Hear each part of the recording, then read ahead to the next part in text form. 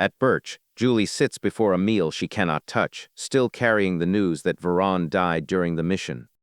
The man across from her recognizes her as the current head of the Frieden family and wonders why someone like her suddenly looks so shaken. You guarded Deculein on the train, did you not? I wonder why your brother keeps such a cautious distance from another magic family. The question lands too close to the secret Julie is trying to hold together, and for a moment all she can do is ask why. Julie is not only answering a political question, she is deciding how much of Veron death, Deculein involvement, and the Bloodshroud mission can be spoken aloud without turning grief into public accusation. Across the room, Deculein is already being watched as the one man connected to the failed return trip and Veron death. You said you wanted to ambush the Emperor, did you not? Your paper concerning the Bloodshroud is still at the university, yes? Julie keeps pressing, but Deculein answers from a different angle, using the same cold distance that always makes him unreadable. He understands why she suspects him. His brain is too rotten for her to believe the timing is innocent. Sure. The answer is brief enough to make Julie feel even farther from the truth. The conversation feels polite on the surface, but both sides know it is really about whether Deculein arranged danger, prevented it, or merely survived while better men died. Deculein is being wary of everyone else, and even with us, the Bloodshrouds? That version of me, it is hard to believe. The name Lockhart hangs between them, because Julie cannot tell whether Deculein saved lives or merely protected himself. That uncertainty matters because Julie has spent so long treating Deculein as someone who ruins what he touches. A single rescued train is not enough to erase years of distrust. The next day, before leaving Birch, Deculein secures one of the best-named craftsmen to make a wand for him. The work completes a hidden reward. The Rockhark wand has strengthened his control, body, and reputation enough to change the root pressure around him. Deculein treats the wand as a survival tool, one more piece of preparation against the variables that keep appearing around him. If I have gained enough capital, perhaps I can track Vathan before another condition turns hostile. On the return train, he remembers the same carriage where Vathan watched him with naked hostility. Vathan did not bother hiding hatred, and the fire incident that followed makes Deculein suspect the connection was not coincidence. That could be how the hostile condition began. There is one train transfer left. We will soon see different scenery. Deculein steps into the station crowd while everyone around him still carries the shock of the ambush. Julie, I heard that you were ambushed. I am glad you are safe. Thank you. The words sound like ordinary concern, but Julie hears them through grief, suspicion, and the memory of Veron.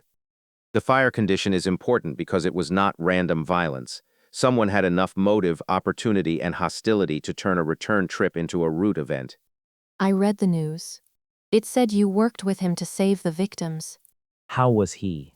Julie stands as a knight who survived, while Veron is the one who cannot answer for himself.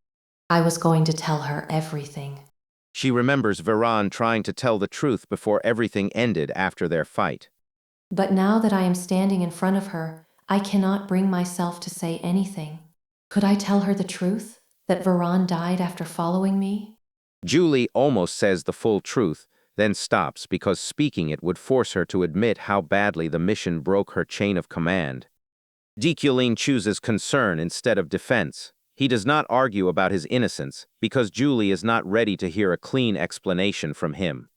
Julie knows conviction will not waver, but her heart is not as ironclad as her public face. If Julie hears the truth from someone else, Deculein knows the blame will become worse than silence. The right thing to do is to tell the truth to Julie. Even if he receives the hatred of others, hiding the truth would only make the wound rot. The train announcement cuts through the station, calling passengers for the 4th train to the heart of the Empire. It is difficult to say. He was emotional. Veron's loyalty makes the moment heavier. He was not just a subordinate under Julie. His death now measures every word Deculein chooses. Julie thanks him without relief, because Veron is still dead, and Deculein answer gives her no place to put the grief. The conversation ends without the full confession, and both of them walk away carrying more than they said. I am laughably the same. I cannot get a grip over the feelings this body had. Alan bristles at the crowd because they survive the attack too and still take the blame for it. Worry not, they are simply foolish. Hold back what, exactly? Here, a gift. What is that, Professor? I do not know. Relationship investment does not hurt, and I must go against my nature when survival requires it. Alan, let us make haste and return. The train pulls away from Birch with Julie grief unresolved, Sylvia holding Deculein gift, and Deculein still fighting feelings that are not entirely his. Far away, Julie report reaches the Frieden estate. The ambush happened during the return from Birch, and Sir Veron is gone. The family concludes that the second ambush took place on the train ride down, leaving Julie's survival and Veron death as the only certain facts. The same report notes that the VTP car where Julie was attacked vanished, and every answer points back toward the mystery around Deculein. There is no proof that Deculein protected Julie, but there is enough to say someone interfered before the killing could finish. Frieden report gives Julie no peace. Deculein may have been near the disaster, but the outcome also suggests someone interrupted it. Julie answers with a quiet thanks, but the keepsake request makes the loss feel final.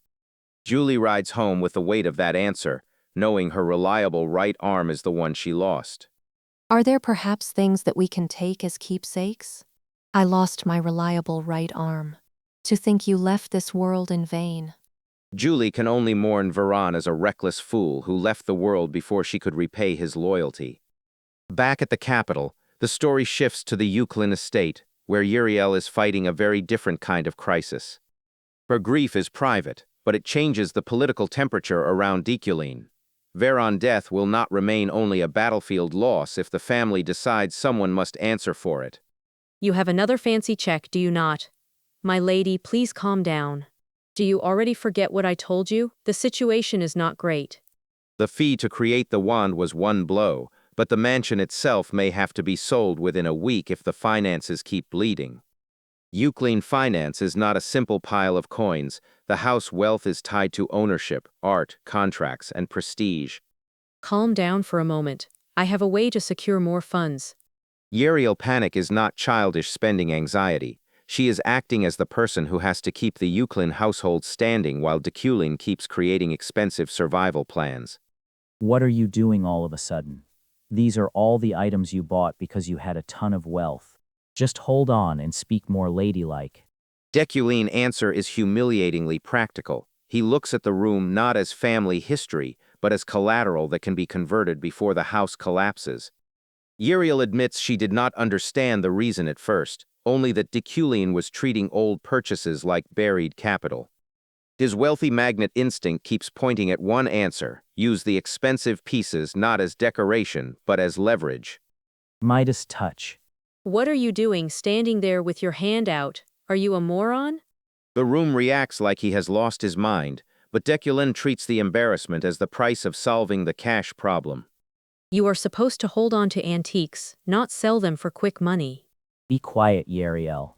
Wealthy magnate works because information gives shape to value. Once Deculein knows what the antiques are, the mansion turns into a map of hidden liquidity.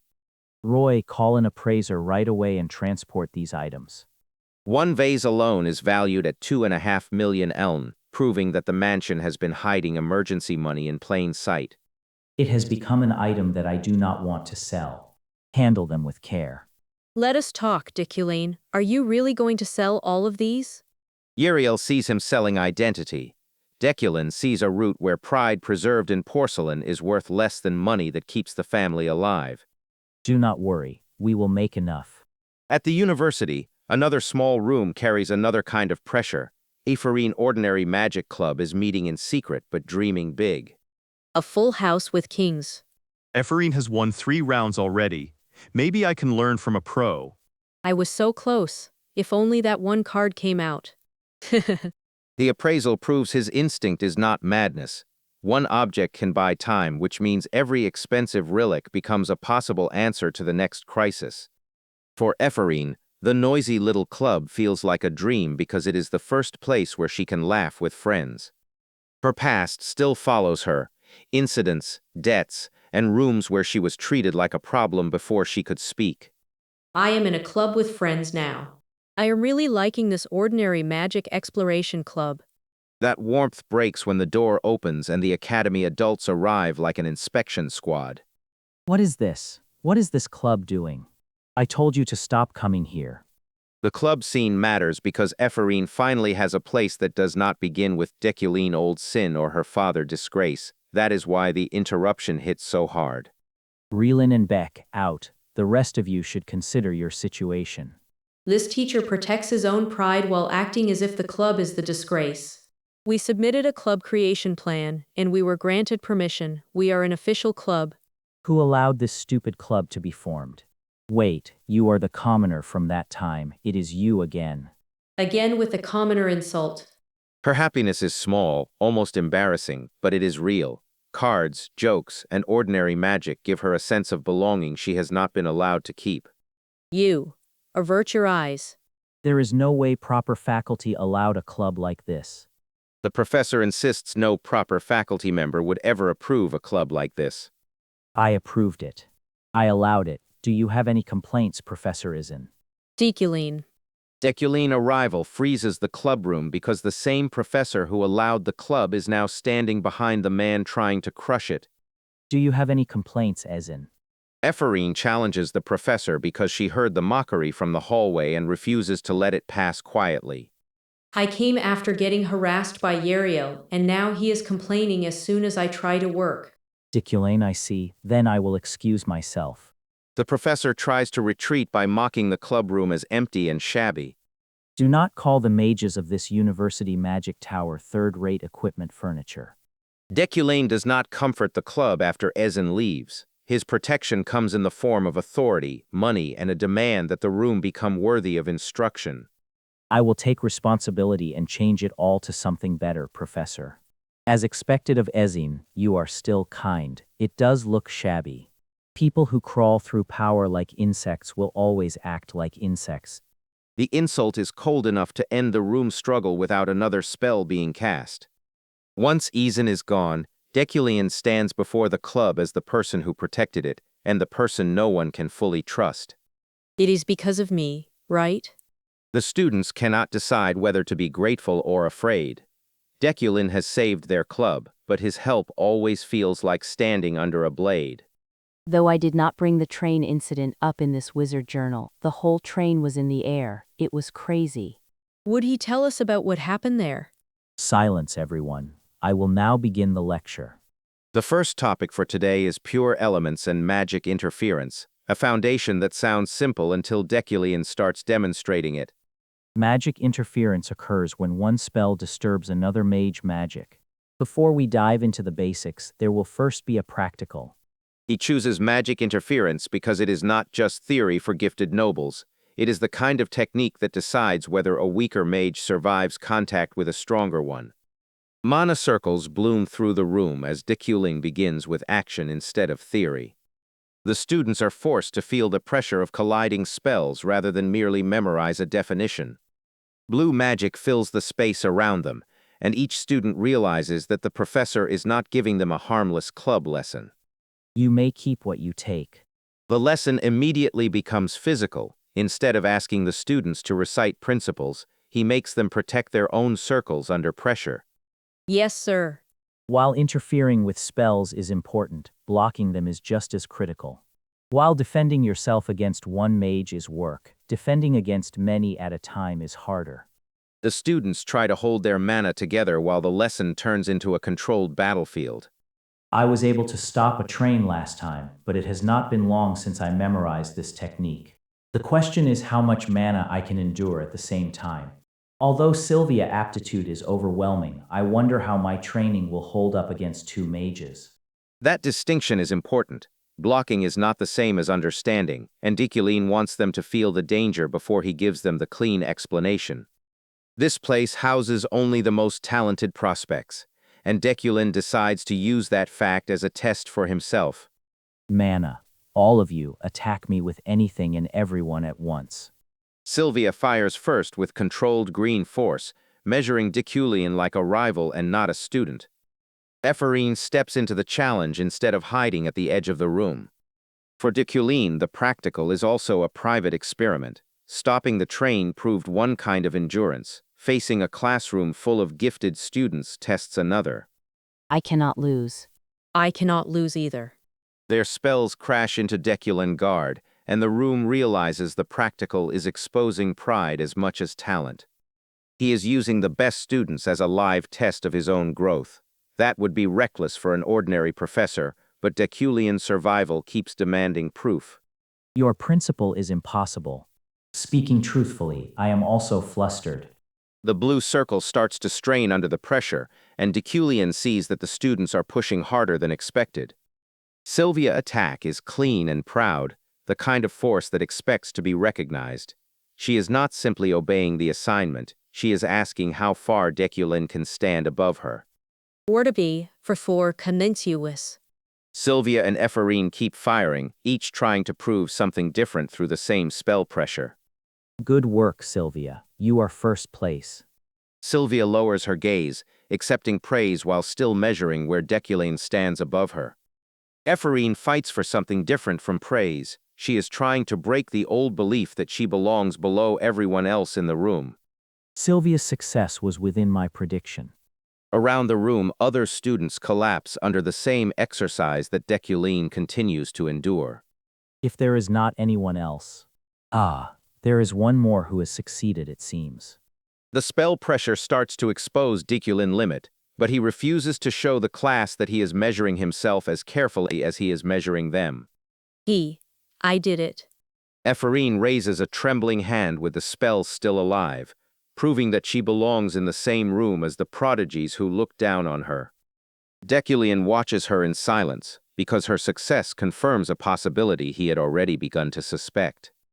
Epherene keeps her spell alive until Deculein finally stops the practical. Stop. You are pathetic. Let us take a break. Make sure to clean up the mess around you. Deculein break is harsh, but it also prevents the practical from becoming a real injury. His teaching style keeps mixing cruelty with effective control. How did you do it? I could not do it for the life of me. I almost died too. Desinabu, editor 3D. An epiphany. I do not know much about interlocking, but when I saw you back there, it felt like you broke through something. He's so approachable. I am glad someone understands what I mean. Epherene cannot explain the sensation neatly because the breakthrough happened inside pressure, not in a clean textbook answer. Rumors about Deculein teaching Epherene are now public enough to change how the room looks at both girls. Did he lie to me about Epherene after all? What is so good about that arrogant girl? Sylvia's jealousy begins quietly. If Deculein truly expected something from Epherene, then Sylvia has to wonder whether his attention was ever as clear as she believed. Sylvia says nothing, but the insult catches because Deculein approval means something to her too. Arrogant Epherene. After the break, Deculein returns to the lecture hall and turns the practical into actual theory. In that practical, you had to figure out mana interference. However, you missed the easiest method. The students who succeeded may have an idea of what he means, but most of the room still only knows the pressure they felt. That method is actual mana interference. Deculein turns the pain of the practical into a structure the students can understand and use. Mana interference is more dangerous than ordinary spell pressure because it disrupts the spell while the circle is still working. The reason we call it mana interference is because it has no limitation. It is not only electromagnetic, sonic, or holy. Any kind of mana can interfere. No pain, no gain. You will use this chance to understand mana interference properly. The crux is to identify the central circuit of a magic circle. The central circuit is formed depending on the type of magic, destructive complexity, and element being used. In other words, you need to figure out which central circuit your opponent is using and interfere with that. Central circuits turn the lesson into a method. Find the key pathway, interfere there, and even complicated magic can be disrupted at its source. If you familiarize yourself with mana interference, it will be easier to perform magic interference. Now I will teach you how to read the central circuit of the magic circle. First, looking at this circle called the Sphoria blade, destructive magic usually has a circuit that conducts from inside out. Next, support magic. 2 hours later, the club is exhausted. but the lesson has become the kind of teaching even noble students cannot easily dismiss. By naming examples like Sphoria Blade and support magic, Deculein makes the club lesson feel like something beyond a temporary favor. Next, although I covered little content, be sure to study and come up with it. Tomorrow we are coming up. There will be an open practical before that. Learn your way and do it properly. Goodbye. Why did he just leave when his lesson was so good? The students are left laughing nervously because Deculein gave them a real lesson and then left them to solve the rest alone. His goodbye is abrupt because he has already given them the real assignment: study the pattern, return with understanding, and prove the club deserves to exist. Today I felt like I had an epiphany. It is difficult to put into words. Hey, Epherene, the rep of Commons. Are you starting things again? You brought Professor Reeland the other time, and recently you have been trying to pick fights with us. Epherene leaves the lecture energized but unstable. She has touched a new idea, yet she cannot translate it before the social fight finds her.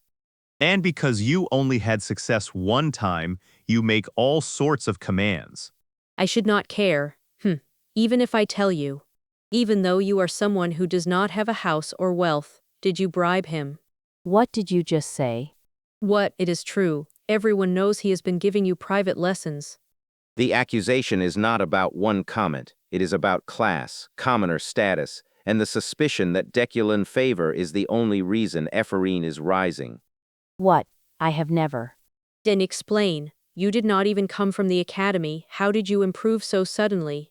Did he go easy on you? He probably wanted to give you the main stage as a gift. Epherene cuts too deep by dragging Sylvia family wound into the argument. You.